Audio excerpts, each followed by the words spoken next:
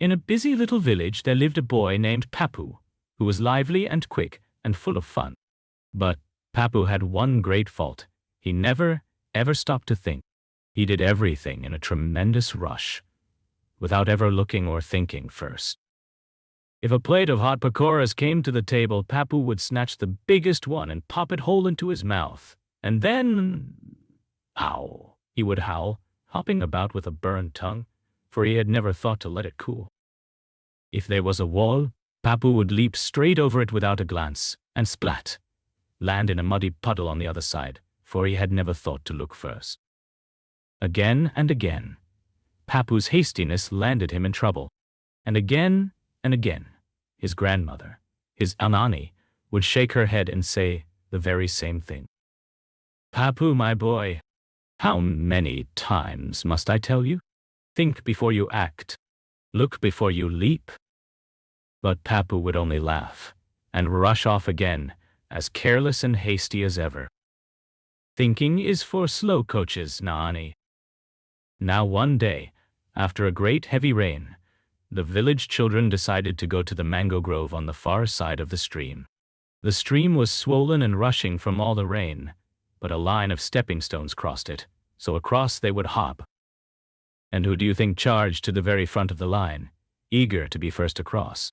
Why, Hasty Pappu, of course. He hopped onto the first stone, and the second, quick as a rabbit. Then he came to a wide gap in the stones. And there, on the far side of the gap, sat a fine, big, flat stone, green and inviting, the perfect place to land. Pappu bent his knees, ready to make one great mighty leap. Dot! But at that very instant, for the very first time in his whole life, something made him pause. In his head, clear as a bell, he heard his Enani's voice. "Look before you leap." And so, just for a moment, Pappu stopped. And he looked.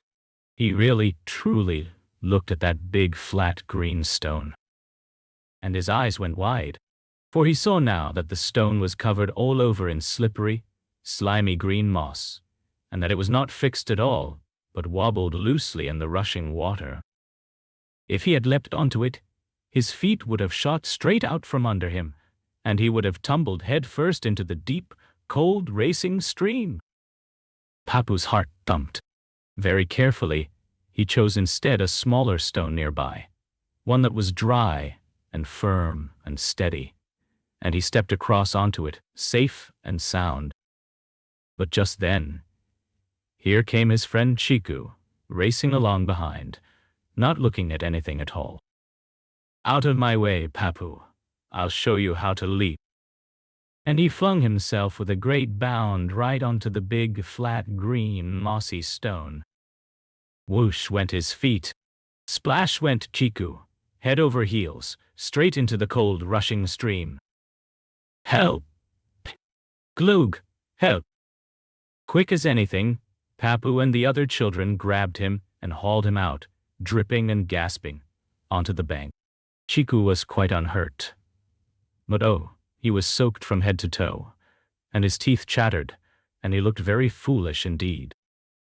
Pappu stared at the wobbling, mossy stone, and then at his soggy, shivering friend, and his mouth fell open.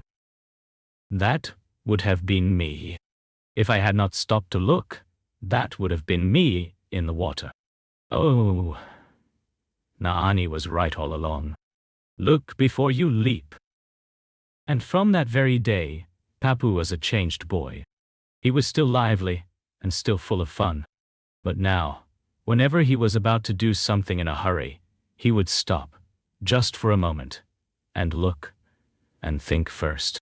And that one small habit saved him from trouble, again and again and again. When at last he told his Enani all about the mossy stone, she hugged him close and chuckled. "You see, my Pappu, a moment spent thinking is never, ever wasted. It is the wisest moment of all.